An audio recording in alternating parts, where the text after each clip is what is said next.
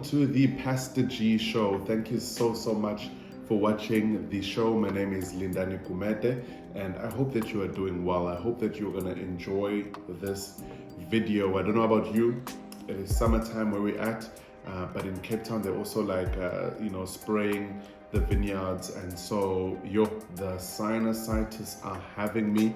The pollen is pollinating. The spray that is trying to destroy all the poison from entering into the plants and the vineyards. That poison is having us over here. So if you do hear that I sound a bit differently because of my allergies, please understand that the sinusitis are working hard and they're having me. But I hope that you are doing good. As I said, I'm quite excited to be sharing some content with you, and I just need to share a quick disclaimer that this show today is not for everybody.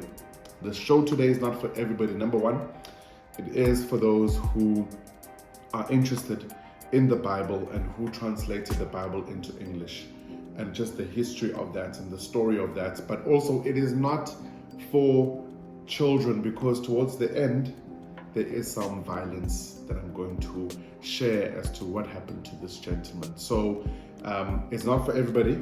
I've said it. It is for those who are really interested in the Bible, interested in who translated it into English, and also it's not for kids as well. Probably it is for kids, as I explained, but when it gets to the end where I'm going to share how this gentleman passed away, I would suggest that the kids do not listen to that part at the end. But so today I am going to be sharing on a very, very important figure who helped to translate the Bible into English. And this gentleman goes by the name of William Tyndale. William Tyndale, born in Europe, in England, in the year 1494. He went on to study. He did his BA, did his MA, and later then studied theology. He is a translator, he is a theologian, and he was also a preacher as well. And it's very interesting that William actually shares that in his theology classes that he was concerned that the teachers, the professors, were teaching theology, but they were not teaching it from the Bible. It was not necessarily coming from the Bible. They were giving them theological lessons, but it was not coming necessarily. They didn't study the Bible. Later on, it was, discovered that actually even the theology students were not even permitted to have the Bible. And the modern day normal average person was not actually permitted to have the Bible. It was really this discreet thing that was only held for the special elite, mostly the popes, the Roman popes, and they were the ones, and also those who were in higher positions. So you could be maybe the King of England or the king of different countries. Then you were permitted to then have the Bible, but obviously it was not translated in English. It was either written in the Hebrew or the Greek. That was the common translations, and so not everybody could read the Bible. And also when people went to church, the priests were giving theological classes, but the average person was not given a Bible. So we can't even judge if the priest is telling the truth or not. And so it was quite an interesting time, quite a dangerous time. And so William Tyndale thought it is very, very important then to translate the Bible from the Hebrew to English, and from the Greek to English. The Hebrew mostly was the Old Testament, and he wanted to translate mostly the Old Testament into English, and also the Greek is the New Testament, and he wanted to translate that into English as well. And so he, in 1524, he was trying to embark on this journey of translating the Bible into English. But interestingly, that the churches in English and the church authorities and also the leadership structures, or the government, let me rather say, did not permit this. They did not want this to happen because they did not want the average person to know what is in the Bible. They didn't want them to know, because obviously if you know what's in the Bible, you can then start saying, yo, listen, things are not adding up here. You know, you are telling us one thing, but this is what the scriptures share. So the guy, William Tyndale, fled and went to Germany, because in England they didn't want him to translate the Bible, and then so he started doing most of the translations in Germany. And so he was in Germany, was translating the Bible into English, and then he was also smuggling the Bibles back into the UK, back into England as well, and the rest of the UK as well. And so it was quite an interesting time. And when they actually got these Bibles from William Tyndale, the average person was so enlightened, and so many people in their thousands began to read the Bible. Also interesting to note that there were not many people who also could read as well. So I don't know why, but not a lot of people could also read. So the majority of the people were working in the fields, and they didn't really educate them to read. But there were other people, or there were people who were also able to read. But those who were able to read, they began to grasp the book, the Bible. Certain books in the Bible. So, for example, he translated the first 5 books, which is the Torah. He translated that from Hebrew to English. And he also translated the introductory part of the book of Romans. That was his first really work from the Greek to English. And when the people got the book of Romans, the people were like, wait a minute. Paul is like saying, I'm not ashamed of the gospel, for it is the power of salvation, first for the Jews, then for the Gentiles. Wait a minute, what does this mean? The book of Romans was also sharing very important stuff. That whoever calls upon the name of the Lord shall be saved. And people began to realize that actually I'm saved by actually faith, and not by my works, but actually I'm saved by faith. Salvation comes when we confess with our mouth that Jesus is Lord and believe in our heart that God raised him from the dead, then you shall be saved. And so people were beginning to be enlightened, and they were like, wait a minute. So the priests have not been telling us the full truth the whole time. The governments has not been telling us the full truth the whole time. What's happening here? And so more and more people were beginning to read. And William Tyndale began to be more in demand because they wanted to kill him. They wanted to kill him possibly for various reasons. But there's this guy by the name of King Henry VIII. Quick story of King Henry VIII. He became the king of England, and in his time he married Catherine.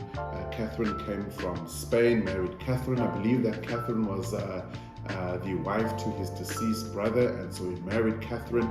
And when he married Catherine, all King Henry wanted was a son who would take over as heir in the kingdom. But Catherine was not producing a son for him, and so he began to, of course, blame Catherine. It was not his fault, and that's what he was saying, that it was not his fault. It's not me who was saying that. He was saying that it's not his fault. He was beginning to blame Catherine, and he wanted to divorce Catherine. In fact, he thought that his marriage with Catherine was actually cursed because Catherine, he married Catherine from his deceased brother. So he wanted to get divorced from Catherine. In fact, he would call her even the Spanish cow. But he wanted to get divorced from Catherine, and he also had seen someone by the name of Anne. Anne was a lady who was French, And Anne was also interested in the King Henry VIII. And Anne was like, listen, bro, I am not going to be your mistress. If you really, really want us to, have a relationship and take this to the next level, you gotta marry me, bro. You gotta marry me. So the king was trying to get divorced from Catherine, but the only way he could get divorced was through the church. And guess what? In the church, they did not want him to get divorced, mostly because also the church was also run by the popes. It was a Roman church back then, and it was also ran by the popes. And so he had to then go to the popes and say, listen, I want to get divorced. And the pope was taking his time. And then also people like William Tyndale were also opposing him getting divorced, because the scriptures were sharing that it is not permitted for divorce to take place. And so when you understand it contextually, that divorce was not, the covenant of marriage where the two become one. They were supposed to be together, and only divorce was permitted if someone had committed sexual immorality and the trust was broken. So because of that situation, divorce was not permitted for King Henry, and the Pope was just taking his time on this matter. The likes of William Tyndale was like, no, bruh, you wanting to get divorced, but the scriptures actually oppose that. And so the King of England, King Henry, then decided that he is going to be the king of, he's going to be the head of the church, in England. So they're going to separate themselves from Rome, and he is going to be the head of the church. This guy with no theological degree is now becoming the head of the church. And now with the head of the church, then he then is able to then say that I can now, enter into divorce. And so divorces Catherine, gets married to Anne. I don't know if he actually killed Anne. It's wild. Listen, one day when I have time, I will share on King Henry VIII. His various romantic relationships and marriages are insane. It's insane. I think he's probably got married 5 times, and it's just been hectic in those relationships. It's been hectic. Nonetheless, the king wanted to get William Tyndale to be on the king's side, and to also because William was becoming quite a well-known figure in England, and many people were beginning to read his books and read his translation of the Bible. And so people were like, yo, this William guy is the one, and he was really gaining traction. And so the king wanted him to be part of his side for the purpose of propaganda. And so William was like, no, bro, I'm not going to be part of this nationalist propaganda. My mission is to preach and also to translate the Bible into English. And so the king was like, listen, since this guy does not want to work with us, we gotta hunt him down, and we gotta issue him. We gotta issue him. And so then the hunt for William took place, and William then moved to Belgium in 1534. Did I mention that he moved to Germany in 1524? So he moved to Germany in 1524. Yes, that was when actually was interested in then wanting to translate the Bible into English. So he moved to Germany in 1524. And then he moved from Germany to Belgium in 1534. In 1535, he was discovered when he was leaving his home in Belgium. One of the English informers, and actually someone who was pretending to be his friend, who was actually an English informant, betrayed him. And they captured him.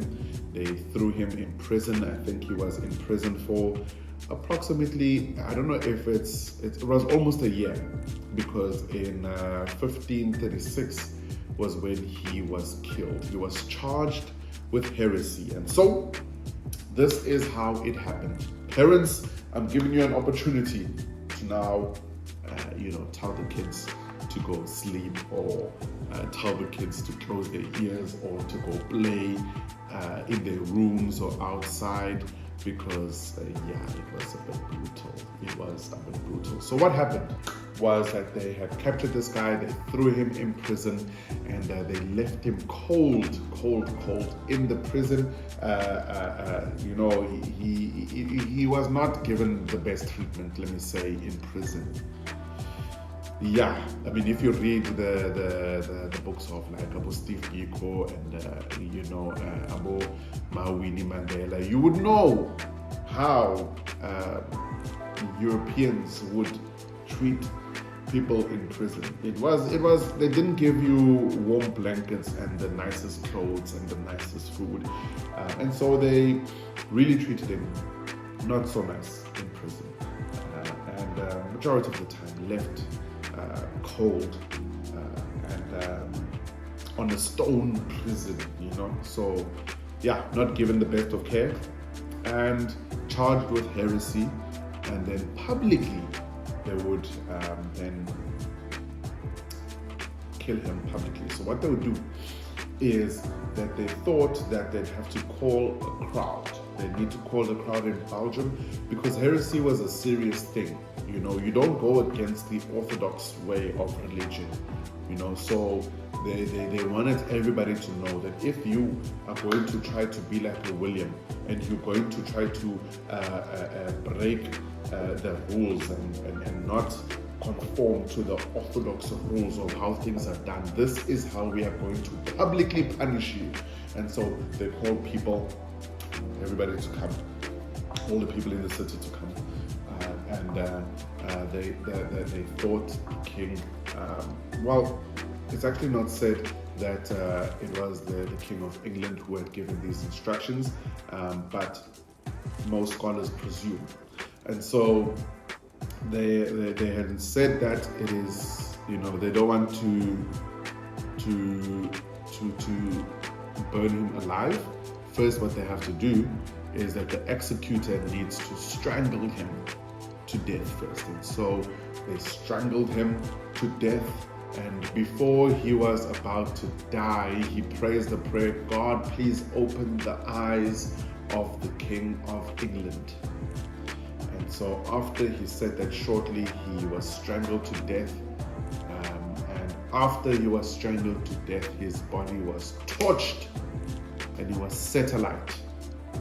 He was torched and set alight. A brutal death for this guy by the name of William Tyndale. Interestingly, about the following year, either the following year or 3 years later, the King of England, King Henry VIII, then permitted for the Bible that was translated by William Tyndale to be distributed for any person to have access to and to begin to read the Bible in English. So that is the story of William Tyndale. He is the one who is responsible for translating the Bible from Greek and Hebrew to English. The King James Version is approximately 84% of the King James Version's translation comes from William Tyndale. And so it's really, really quite interesting to know more about this history. So I hope this has been quite informative. I hope that you have learned something new as to how the Bible that we have is now that we have in English, and so how it became that it was in English. There's various Bibles now. Bibles are translated in so many other languages now, and so yes. So I hope this was informative. I hope this was really, really, really awesome. So thank you so much for watching. And we're going to be bringing a lot more content soon. Soon we are going to be talking as well about church hurt as well. So yeah, I am looking forward to sharing that. Nonetheless, I hope that you have an amazing day. Thank you so much for taking the time to watch this video. Yes, as they say, please like and subscribe. But I never tell you guys to like and subscribe because I shoot this content because I just thoroughly enjoy doing it. So yeah. Anyways,